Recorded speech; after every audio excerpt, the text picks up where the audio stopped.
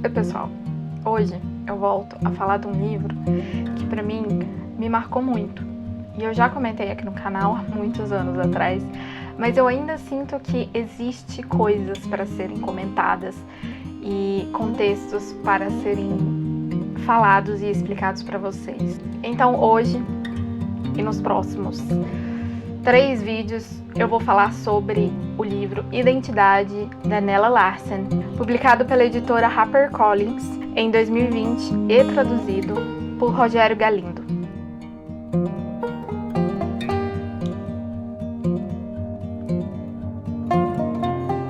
Para quem não me conhece, eu sou a Ellen, sem H. Eu sou doutoranda em História, formada em História, mestre em História, mais especificamente especializada em História Antiga. E nesse canal eu costumo trazer as minhas leituras de ficção e o que a gente pode ensinar sobre história contida na literatura.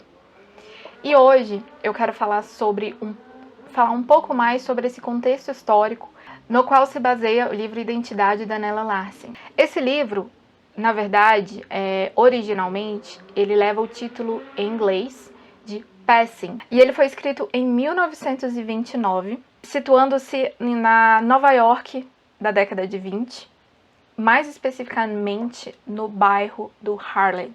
Na trama, duas amigas ou duas conhecidas de infância, a Irene e a Claire, elas se reencontram. São duas mulheres afrodescendentes, Claire e Irene.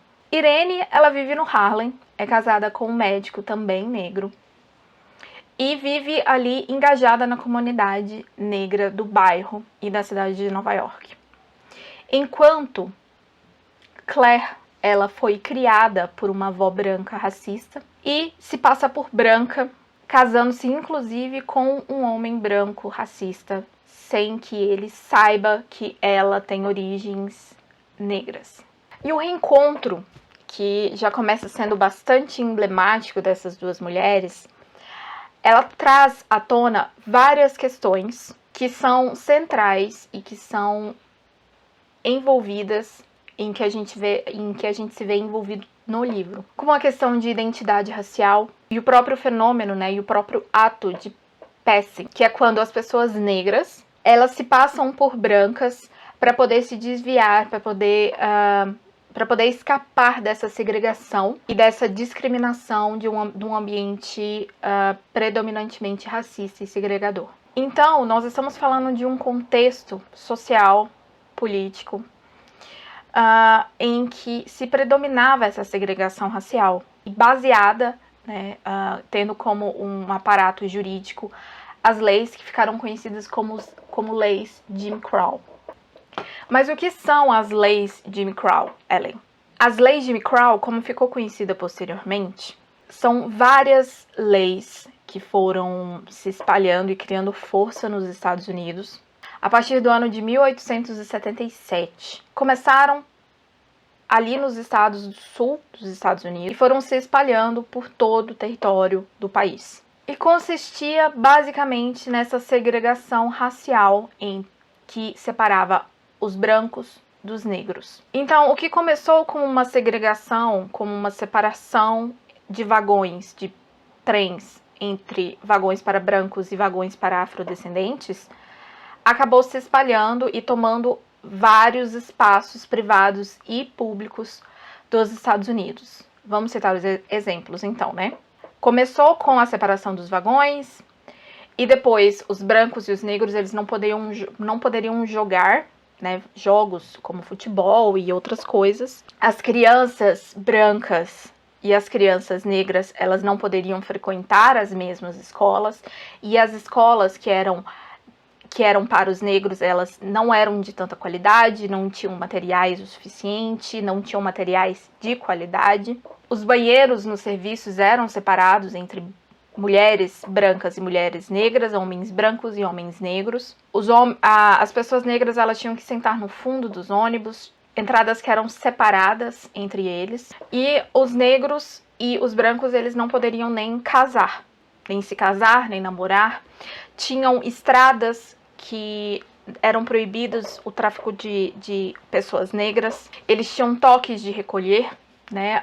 Ou não poderiam dirigir em estradas a partir de determinada hora. Eles não poderiam se alimentar no mesmo espaço, então o negro, em alguns lugares, na maioria dos lugares, eles não podiam entrar numa lanchonete, num restaurante, que é no caso de como a Claire e a Irene se reencontram.